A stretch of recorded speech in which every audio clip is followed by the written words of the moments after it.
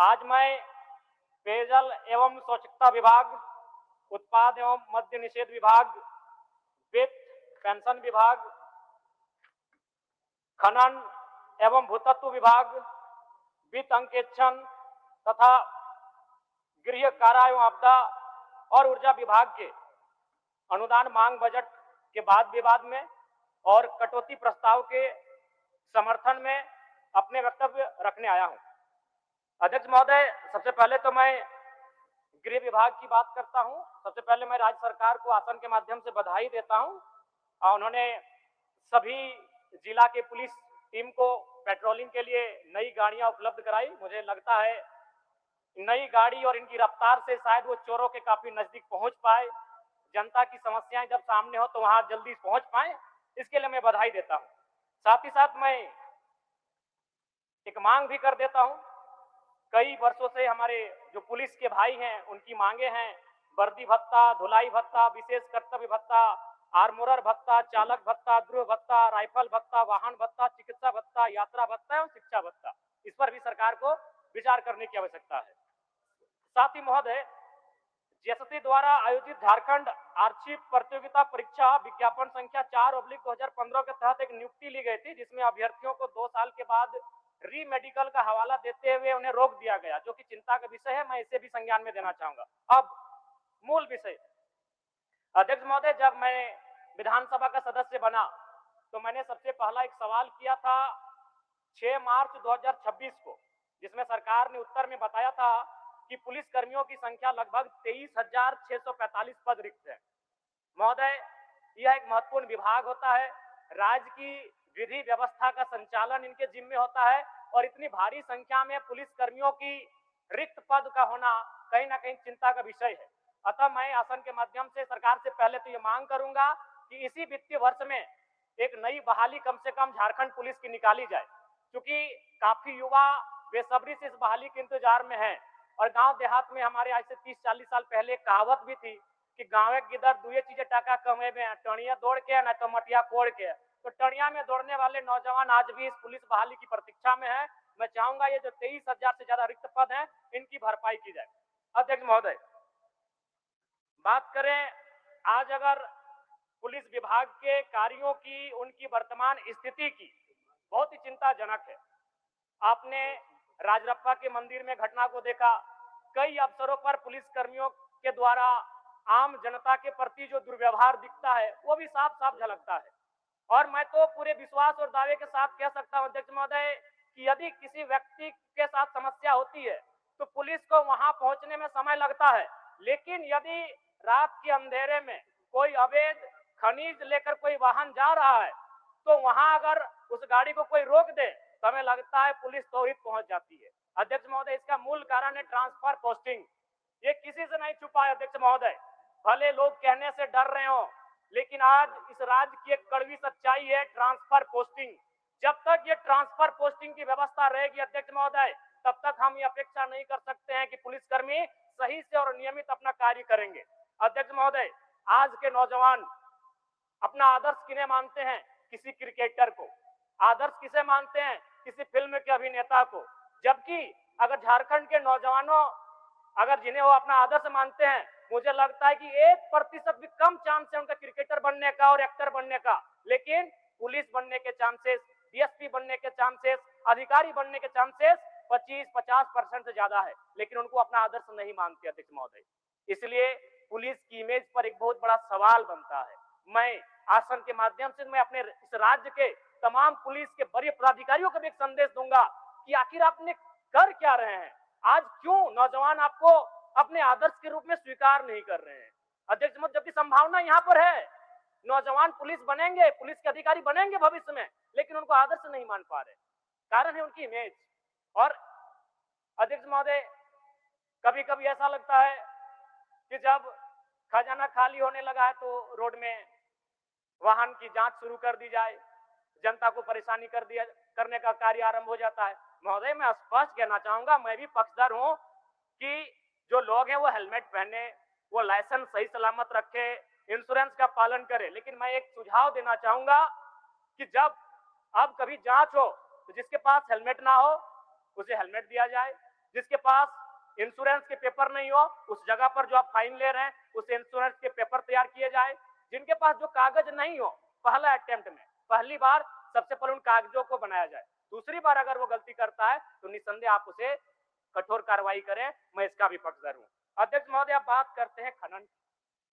झारखंड राज्य 40% खनिज देने वाला राज्य है। इस राज्य 27% कोयला, 26.5% लोहा, तांबा, bauxite, bromide, uranium, thorium, mica जैसे 75 से 80 प्रकार के मिनरल्स इस देश को हमारा राज्य देता है। लेकिन अध्यक्ष महोदय, आज बहुत ही चिंता का विषय है, बहुत ही गंभीर विषय है। हम अगर उड़ीसा से अपनी तुलना करें, पिछले वित्तीय वर्ष में उड़ीसा जो खनन के क्षेत्र में हमसे कम प्रभाव रखता है, उसने राजस्व के रूप में 50 करोड़ से ज्यादा रुपए राजस्व के रूप में प्राप्ति की। 50,000 करोड़ से ज्यादा। और अगर हम झारखंड राज्य की बात करें अध्यक्ष महोदय, तो मात्र 19,000 करोड़ रुपए ही हम राजस्व की प्राप्ति कर पाए हैं। इसका कारण क्या है? इसका कारण है कहीं ना कहीं हमारी जो नीतियां हैं और हमारा जो प्रबंधन का तरीका है, वो कहीं ना कहीं उसमें खामियां है। अध्यक्ष महोदय, आज अगर विभिन्न अखबारों के स्रोत की माने तो लगभग कोयलांचल के क्षेत्रों में प्रतिदिन 600 करोड़ कोयला का अवैध कारोबार होता है। 600 करोड़, उसे अगर 12 से गुना करें तो 12 तक 72, यानी हमारे राज्य में जब वन टाइम जो अनुपूरक बजट आता है, उस अनुपूरक बजट के बराबर इस राज्य में केवल कोयला के अवैध कारोबार से पैसा की उगाही की जाती है महोदय, जो कि इस राज्य के लिए बहुत ही चिंता का विषय है महोदय। और मैं तो आपको भी संज्ञान देना चाहूंगा, क्योंकि मैं आसन से आग्रह करूंगा, चैलेंज तो कर नहीं सकता। महोदय, याद होगा लगभग 3-4 विधायकों ने यह मामला उठाया था कि कोयलांचल के क्षेत्रों में रेतों की जमीन पर जबरन ओबीडंप किया जा रहा है, जबरन उनकी जमीनों का अधिग्रहण किया जा रहा है, मुआवजा वगैरह नहीं दिया जा रहा है। आपने संज्ञान में लिया था और आसन के माध्यम से आपने एक टीम का भी गठन किया था, 7 सदस्य। महोदय, क्या हुआ उस टीम का? क्या हुआ उस आपके निर्णय का? अध्यक्ष महोदय, ये कितनी दुख की बात है। You are the chairperson of the house, but they are not following your instruction. आपके ऑर्डर का अनुपालन नहीं हो रहा है, आपके इंस्ट्रक्शन का पालन नहीं हो रहा है। अध्यक्ष महोदय, ये चिंता का विषय है। तो फिर हमारा क्या होगा? अध्यक्ष महोदय, आपने टीम बनाया था। जयराम जी, आपने जब आसन को इंगित किया तो मैं आपको सूचना दे दूं, इसका जांच चल रहा है और जांच के क्रम में एक दिन ऐसा भी हुआ कि तमाम पदाधिकारी को हम लोग हमारे विधानसभा सचिवालय का जो मीटिंग हॉल है उसमें भी बुलाने का काम किया और काफी डिस्कशन इस विषय पर हुआ। और फिर इन लोगों का एक्सटेंशन, इन लोग हमको एप्लीकेशन दिए कि हमको इस विषय के तह तक जाने के लिए और कुछ वक्त दिया जाए। फिर कुछ वक्त दिया है और वक्त के अंत में फलाफल आएगा। जैसे ही फलाफल आएगा हम सदन को सूचना दे देंगे। धन्यवाद हमसे अध्यक्ष महोदय। लेकिन मैं जानकारी आपको देना चाहूंगा, ओबीडम का कार्य अभी भी गतिशीलता के साथ चल रहा है। आपके इंस्ट्रक्शन के बावजूद भी मुझे लगता है अध्यक्ष महोदय पर्याप्त समय था, 1 साल से ज्यादा बीत चुका है। अगर आसन की बात नहीं मानी जाएगी, आपके आदेशों का अनुपालन नहीं होगा, तो हम अपेक्षा कहां रखें? किनसे उम्मीदें रखें? जनता किनसे उम्मीदें रखेंगे अध्यक्ष महोदय? और साथ ही साथ अध्यक्ष महोदय, मैं एक सुझाव प्रकट करना चाहता हूं। नागालैंड में, अरुणाचल प्रदेश में, मेघालय में कोऑपरेटिव सोसाइटी के माध्यम से कोयला खनन का काम किया जाता है। यदि, क्योंकि ये केंद्र की पॉलिसी है, अगर राज्य सरकार और राज्य के सांसद अगर संसद भवन में, चूंकि बिहार के राज्यसभा सांसद फिरोज इस बात को उठा चुके हैं कोयला से संबंधित, मैं चाहता हूं अगर राज्य के सांसद और राज्य सरकार अगर केंद्र से इस विषय पे वार्ता करे कि हम राज्य में भी कोऑपरेटिव सोसाइटी के माध्यम से अगर कोयला खनन का कार्य करते हैं, तो इससे क्या होगा? जो पूंजी है वो पूंजी का विकेंद्रीकरण होगा, आम व्यक्ति को आर्थिक उन्नति का अवसर मिलेगा। लेकिन हमारे राज्य में क्या होता है महोदय, सभापति महोदय, आज बड़ी बड़ी कंपनियां जिनको हमने कोयला खनन का कार्य दिया है, अगर रैयत वहां धरना भी देता है, रैयत अगर वहां प्रदर्शन भी करना चाहता है, तो उन कंपनियों के डर से वो कहती है भाई अगर फलाने कंपनी के सामने धरना करोगे तो हम अलाउड नहीं करेंगे। उनका डर क्या है? उनका डर है कि वो कंपनी लाखों करोड़ों का टर्नओवर करती है। इसलिए कोऑपरेटिव सोसाइटी के बारे में इस राज्य को खासकर खनन के विषय में विचार करने की आवश्यकता है। अध्यक्ष महोदय, मैं अब बात करना चाहूंगा मद निषेध की। क्योंकि इसका बजट, इस बार का जो बजट है वो हमने आदरणीय दिसम गुरु शिबू सोरेन जी को हमने उनके नाम से और उनकी यादों में इस बजट का घोषणा किया है। जिसका नाम है अबुआ दिसोम बजट। अध्यक्ष महोदय, सभापति महोदय, जानकारी होनी चाहिए दिसम गुरु शिबू सोरेन और उनके पुराने साथी और झारखंड के आंदोलन के सबसे बड़े वीर शहीद निर्मल महतो दोनों ही शराब के विरोधी थे। अपने पूरे जीवन काल में दोनों ने शराब का सेवन नहीं किया। तो मैं चाहता हूं, अगर सही में, क्योंकि इसी हाल ही फिलहाल गुरु जी का निधन हुआ है, अगर गुरु जी को सच्ची श्रद्धांजलि देनी हो तो मेरा मानना है बिहार और गुजरात के तर्ज पर झारखंड राज्य को भी मद निषेध कानूनों की तरफ बढ़ना चाहिए, शराबबंदी की तरफ बढ़ना चाहिए। क्योंकि मैंने 2 दिन पहले ही मैं एक सवाल लाया था जिसमें बहस किया था, जिसमें मैंने आपको बताया आंकड़ों के साथ कि प्रतिदिन 10 से 12 नौजवान जिनकी उम्र 18 से 25 साल के आसपास होती है, रोड एक्सीडेंट में उनकी मृत्यु होती है और उनकी मृत्यु का कारण होता है शराब। इसलिए मैं मानता हूं मेरे इस बहस के बाद शायद मेरे ही वोटर हमसे नाराज हो जाएंगे, क्या यह विधायक जगलावर वोट वाली हो। मुझे अपने वोट की चिंता नहीं है, मुझे चिंता उनकी भविष्य की है। जब 18 साल का नौजवान मर जाता है, घर का इकलौता बेटा होता है, कई मामले तो ऐसे आए हैं कि 4 महीना पहले शादी हुआ था, कई मामले तो ऐसे आए हैं कि 1 सप्ताह पहले बच्चे का जन्म हुआ था, आज वो मर चुका है, तो दिल को झकझोर देता है। इसलिए मुझे अपने वोट की परवाह नहीं है। शराब पीने वाले मुझे अगर वोट ना दे मेरे इस बयान के बाद, मुझे उस बात का दुख नहीं है, लेकिन 18 से 25 साल के नौजवान जो प्रत्येक दिन 10 से 12 की संख्या में मारे जा रहे हैं और उसमें मुख्य कारण शराब होता है। इसलिए मैं चाहता हूं गुरु जी को सच्ची श्रद्धांजलि, मद निषेध कानून लाकर दिया जाए। अध्यक्ष महोदय, अब मैं आगे ऊर्जा पे बात करना चाहता हूं। ऊर्जा, सभापति महोदय, ऊर्जा जिससे विधानसभा संचालित हो रही है, ऊर्जा जिससे हमारा सेलफोन संचालित होता है, ऊर्जा के बिना, बिजली के बिना आज कोई भी कार्य हम लोग आगे नहीं बढ़ा सकते। महोदय, इस राज्य में बिजली उत्पादन की बात करें तो PTPS Patratu, BTPS, CTPS Bokaro, TTPS Bokaro, KTPS Koderma, MPL Dhanbad, कई ऐसी महत्वपूर्ण सेक्टर हैं जहां बिजली का उत्पादन होता है। गोड्डा में तो अडानी प्रोजेक्ट बिजली उत्पादन का कार्य कर रही है, लेकिन वहां एक चौंकाने वाला आंकड़ा है अध्यक्ष महोदय, सभापति महोदय, गोड्डा में जो बिजली उत्पादन का काम हो रहा है उसका कोयला झारखंड से नहीं जाता है। आपकी जानकारी के लिए बताना चाहेंगे, उसका कोयला आता है ऑस्ट्रेलिया से। एक लॉजिक को समझिएगा थोड़ा सा, ऑस्ट्रेलिया से कोयला आता है गोड्डा और बिजली बन के जाती है बांग्लादेश।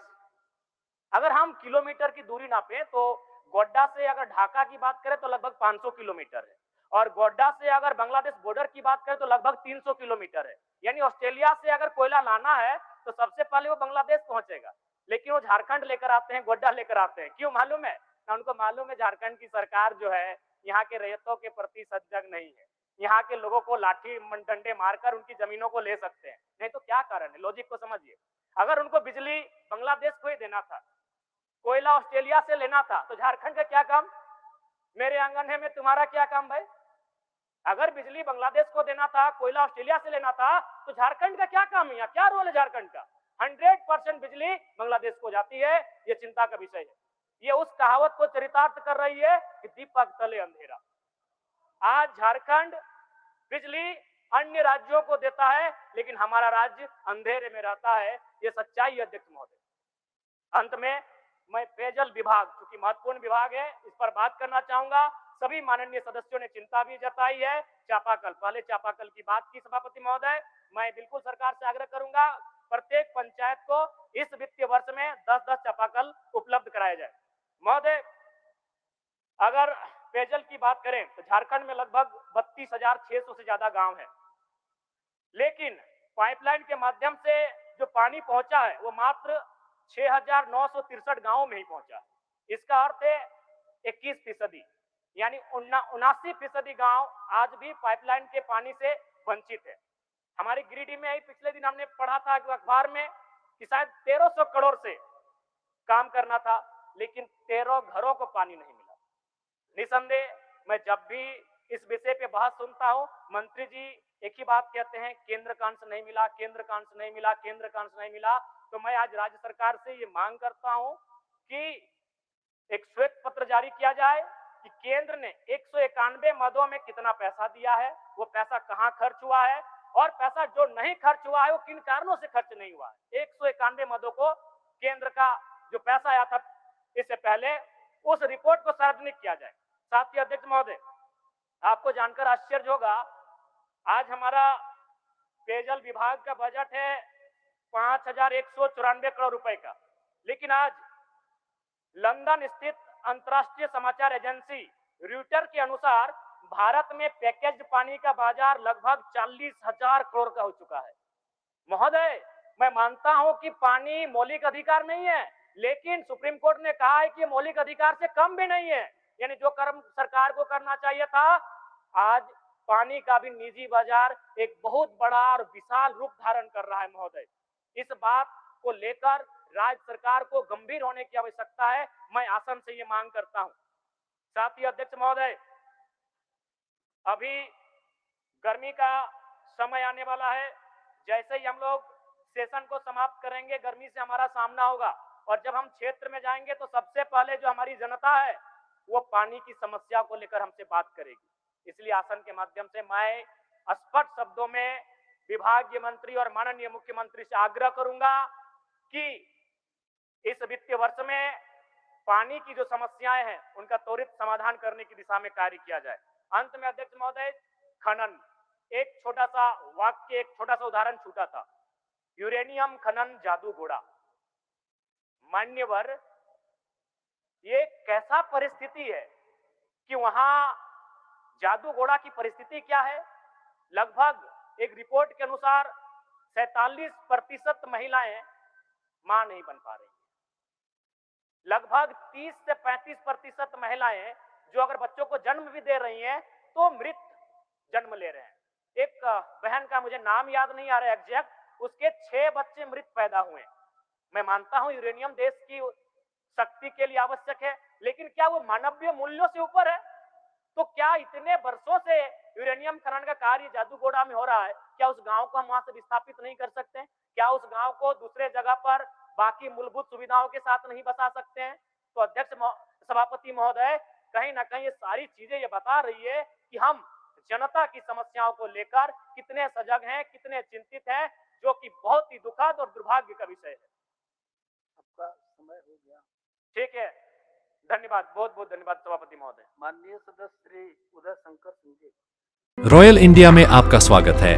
भारत के सबसे विश्वसनीय सोलर मोटर पंप और एमपीपीटी कंट्रोलर निर्माता रॉयल इंडिया का high performance movable trolley solar water pumping system प्रस्तुत है।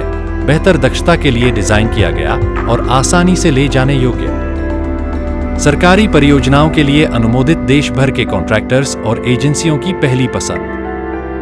MNRE द्वारा अनुमोदित, उल प्रमाणित, उद्योग मानकों के अनुरूप स्वदेशी उत्पाद। सार्थक ऊर्जा समाधान के लिए हमारे साथ साझेदारी करें। आज ही संपर्क करें।